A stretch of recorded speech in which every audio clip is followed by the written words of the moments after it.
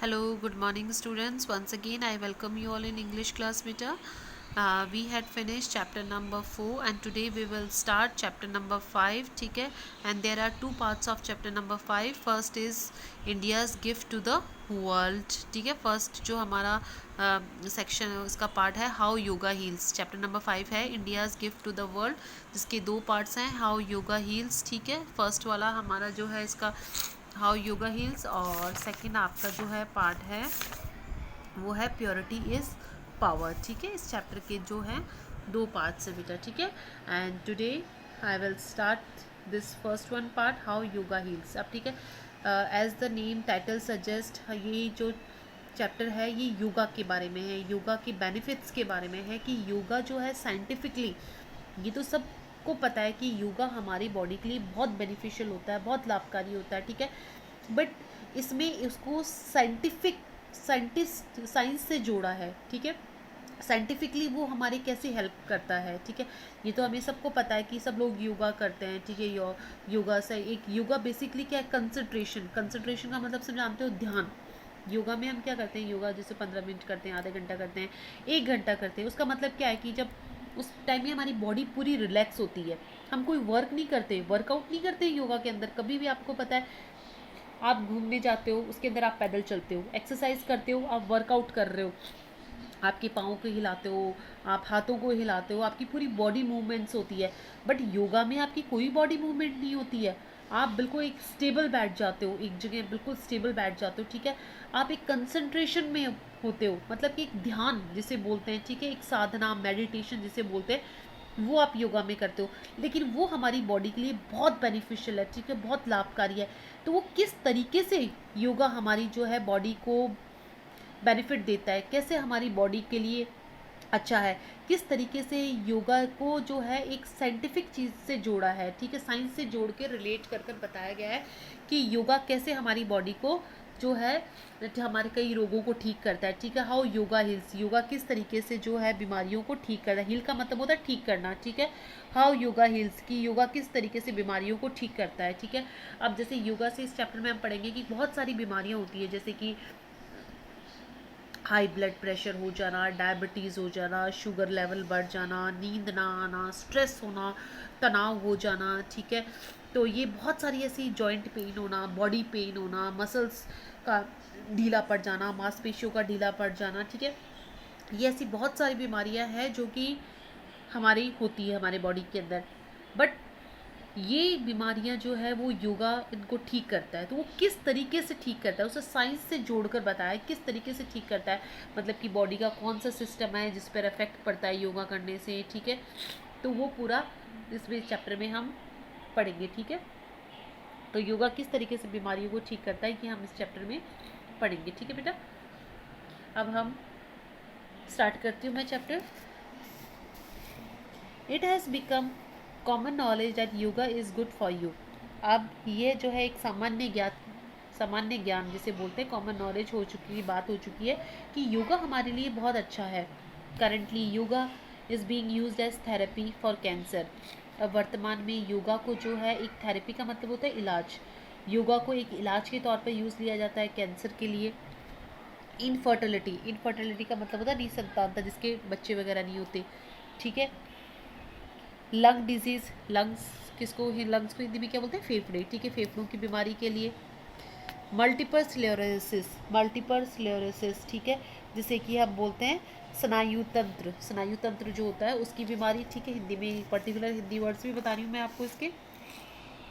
Parkinson disease का मतलब होता है जिसमें हमारी बॉडी की जो ये मांसपेशियाँ जो होती है वो क्या होती है, ढीली पड़ जाती है, या इसमें कंपन, वाइब्रेशन होना शुरू कर देता है, ठीक है? बॉडी हिलने लग जाती है. जैसे कई बार क्या होता है कि एक या तो जैसे ज़्यादा ओल्ड एज में होता है, या आप देखते हो किसी के हाथ कांपने लग जाते हैं, ठीक है? बॉडी कोई कांपने लग जाती है, शरीर काम नहीं करता, उसको बोलते हैं इंसोमेनिया, अनिद्रा, जिसे नींद की बीमारी होती है. High blood pressure and joint pain, ठीक है? तो ये एक बिल्कुल साधारण सी नॉलेज की बात हो चुकी है कि योगा हमारे शरीर के लिए अच्छा है.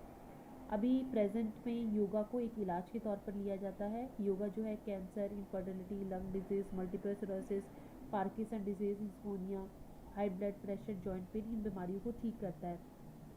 Yet there is a very little awareness and understanding on exactly how yoga heals.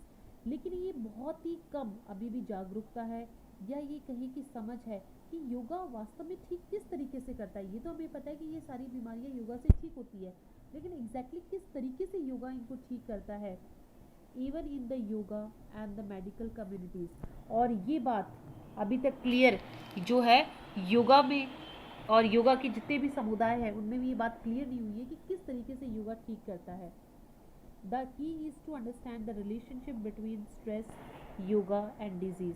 तो इसमें जो है बताया गया है कि अब की हमें समझना किसके बीच में है कि योगा, स्ट्रेस का मतलब सब जानते हो बेटा, तनाव, ठीक है, कि तनाव, योगा और बीमारियों में वास्तव में क्या रिलेशनशिप है, ठीक है, इन चीज़ों में क्या रिलेशनशिप है वो हम पढ़ेंगे कि इनके बीच में क्या संबंध है, ये हमें समझना ज़रूरी है। तो इस चैप्टर में हम यही पढ़ेंगे कि योगा के बीच में, स्ट्रेस तनाव के बीच में और डिजीज़ बीमारियों के बीच में, इन तीनों के बीच में क्या अंतर है, इस चैप्टर में हम यही पढ़ेंगे, ठीक है।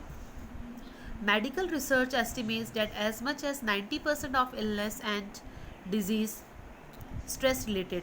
अब मेडिकल रिसर्च का जो मतलब जानते हो, मतलब कि जो मेडिकल डिपार्टमेंट अनुसंधान जो वाले हैं उनका ये मानना है, उन्होंने ये अनुमान लगाया कि लगभग 90% जो बीमारियां होती हैं ना हमारे शरीर में वो स्ट्रेस से जुड़ी हुई होती हैं, तनाव लेने से होती है। कि जो ज़्यादा हम स्ट्रेस ले लेते हैं ना तो 90% बीमारियां हमारी बॉडी में स्ट्रेस की वजह से होती है। A few of the many diseases and conditions that have been linked to overactive stress response include, उनमें से ज़्यादातर बीमारियां ऐसी हैं जो बहुत ज़्यादा स्ट्रेस लेने से जुड़ी हुई हैं। उनमें देखो कौन कौन सी बीमारियां हैं बेटा। कार्डियोवैस्कुलर का डिजीज़ का मतलब जानते हो, जो हमारी बॉडी के अंदर ये ब्लड सप्लाई करने वाली पाइप्स जो होती हैं, ठीक है, उससे रिलेटेड कोई भी बीमारी, मतलब ब्लड सर्कुलेशन से रिलेटेड बीमारी। डिप्रेशन का मतलब जानते हो सब, जब हम जिसे एक तरीके से तनाव भी बोलते हैं, अवसाद जिसे हिंदी में बोलते हैं, ठीक है। एंग्जाइटी का मतलब चिंता। And some type of diabetes mellitus का मतलब जानते हो, शुगर वाली बीमारी जिसे बोलते हैं, ठीक है, मधुमेह, हिंदी में बोलते हैं मधुमेह, ठीक है, तो ये मधुमेह की बीमारी। तो मेडिकल रिसर्च का ये मानना है कि 90% जो बीमारियां हैं हमारी बॉडी में वो स्ट्रेस लेने की वजह से होती है, स्ट्रेस से जुड़ी हुई होती है, ठीक है। और उनमें से कई बीमारियां ऐसी होती है जो बहुत ज़्यादा स्ट्रेस लेने से होती है। और बहुत ज़्यादा स्ट्रेस लेने से कौन कौन सी बीमारियां हो जाती है। कार्डियोवैस्कुलर डिजीज़, मतलब कि आपके जो ब्लड पाइप्स वगैरह जो होते हैं, ठीक है, उनकी बीमारी। डिप्रेशन आ जाता है, चिंता हो जाती है, या मधुमेह, शुगर की बीमारी जिसे बोलते हैं, वो बढ़ जाती है। आए बेटा समझ में, यहाँ तक आई होप आपको समझ में आया होगा, ठीक है। What we feel as stress is the product of the sympathetic nervous system। अब देखो कई बार क्वेश्चन आता है कि स्ट्रेस क्या होता है, तनाव हम किसे कहते हैं। अब देखो मैंने बताया ना, वैसे सबको पता है तनाव क्या होता है, जब हम डिप्रेशन में रहते हैं, चिंता करते हैं, उसको तनाव बोलते हैं। बट यहाँ मैंने क्या कहा, मेडिकल फील्ड से रिलेट करा गया है, इसको साइंस से जोड़कर बताया गया है, ठीक है। What we feel as stress, जिसे हम चिंता कहते हैं ना, चिंता हम महसूस करते हैं, ठीक है, is the product of the sympathetic nervous system और the fight or flight response।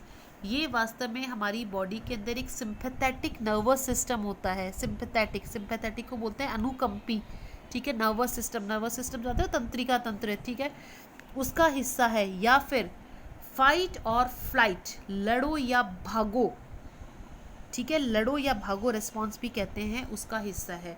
जिसे हम स्ट्रेस बोलते हैं ना, वो हमारी बॉडी के अंदर एक सिंपैथेटिक नर्वस सिस्टम होता है, उसका प्रोडक्ट है।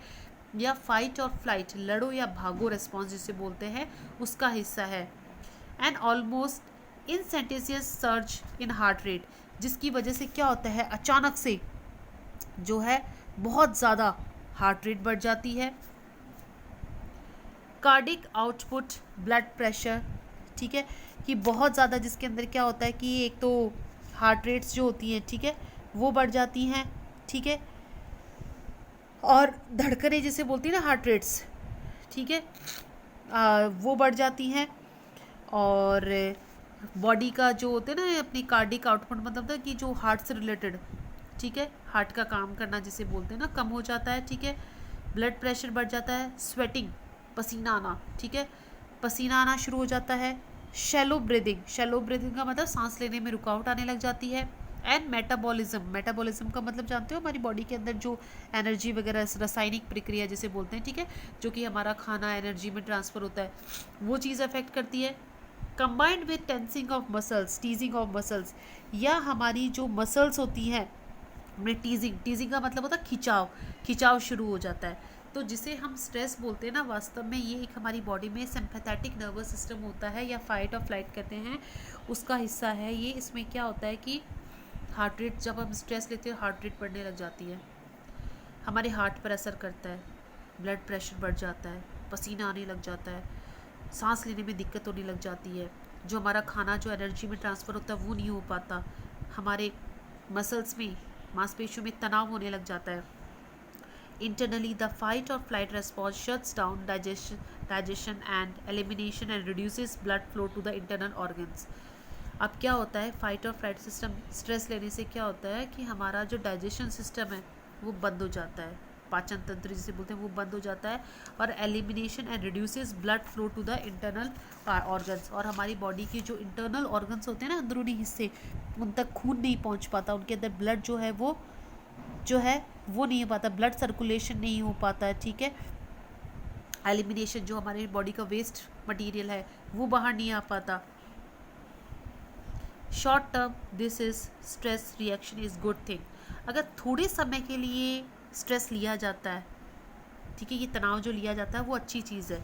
The fight or flight response prepare us to respond to and environmental threat by fighting against it on fleeing from it, क्योंकि अगर थोड़े समय के लिए अगर ये स्ट्रेस हमारी बॉडी में आता है तो ठीक है, क्योंकि इससे क्या होता है, हमारी बॉडी के अंदर एक हमारे अंदर ताकत आती है, कोई भी जो एनवायरमेंटल जो थ्रेट आता है, एनवायरमेंटल थ्रेट मतलब कोई भी एनवायरमेंट से रिलेटेड अगर कोई प्रॉब्लम आती है तो हम उसका सामना कर लेते हैं, ठीक है, उसके लिए हम तैयार रहते हैं।